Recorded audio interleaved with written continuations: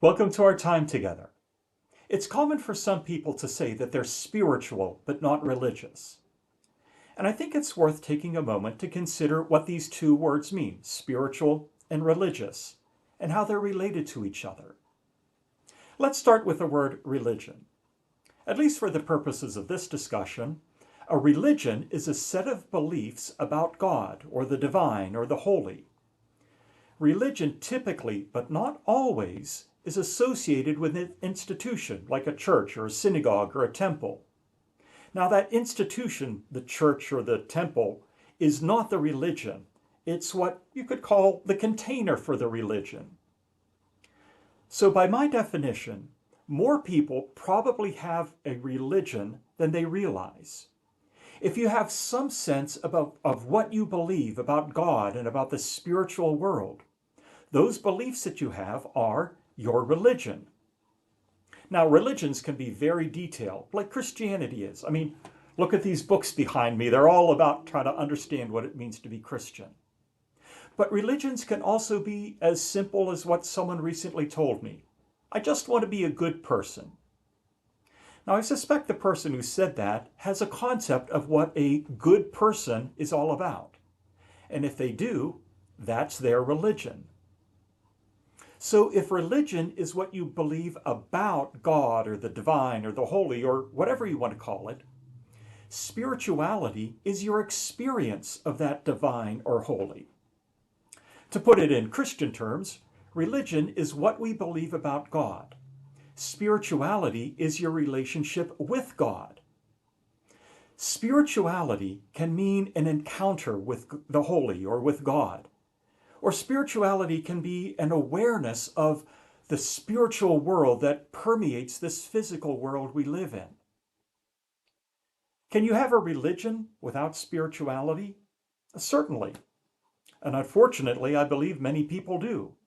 They participate in all the functions and activities of a religious organization like a church. They may even learn and believe what that religion teaches about God or the spiritual world, but they never put all that belief to use. It's simply something they believe in. Or at least they say that they believe in it. I suspect some of them say that they believe in things that they don't actually even understand.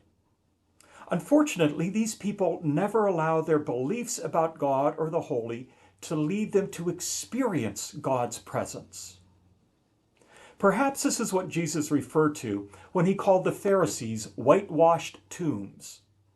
They have the outward appearance of being faithful, of being religious, of being spiritual, but there's nothing inside. There's no substance. So you could be religious without being spiritual. Let's flip it in the other direction. Can you be spiritual without being religious? Perhaps. But it's not as simple as it sounds. Again, remember the way I'm defining religion here. A religion is a set of beliefs about God or the divine and the holy. You don't have to be part of an institution or organization like a church in order to have this religion. In fact, you might have your own utterly unique belief about God. And that means you have your own religion. I'd like to suggest that religion exists in order to support spirituality. That is to say, religion helps us understand and make sense out of the experiences of God and the holy that we have. Religion is not meant to force these spiritual experiences to conform to that set of beliefs. It's actually the exact opposite when things are happening in a healthy way. Spiritual experiences are, or should be, the foundations of religious belief systems. Which means not only that religion is meant to serve spirituality, but that spirituality almost inevitably will lead to a religion of some sort. We humans crave making sense of this world we live in, both the physical world and our spiritual world. So when we encounter God or we have some sort of a divine or spiritual experience, we try to understand what just happened to us. Or we try to figure out what meaning that experience brings into our lives. that meaning or that understanding of the spiritual encounter, that becomes the beginning of a religion, the beginning of our set of beliefs about what spirituality is all about. Again, religion doesn't have to be formal and intricate. It can be simple and flexible. But religion is still a way to understand what happens to us spiritually. Now, in case this isn't clear already, let me say it.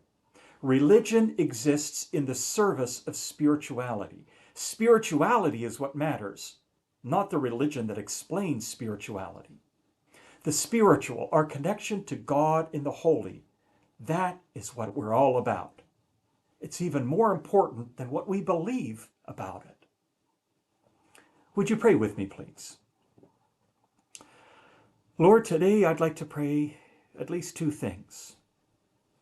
First, I would like to pray that we would each have an experience of the spiritual, that we can have an encounter with you, that we can know for ourselves what the holy and the divine is about.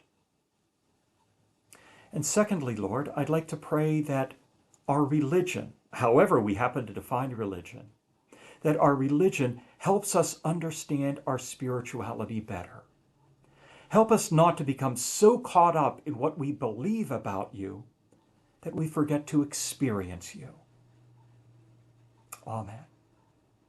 Thanks for joining me. We'll talk again later.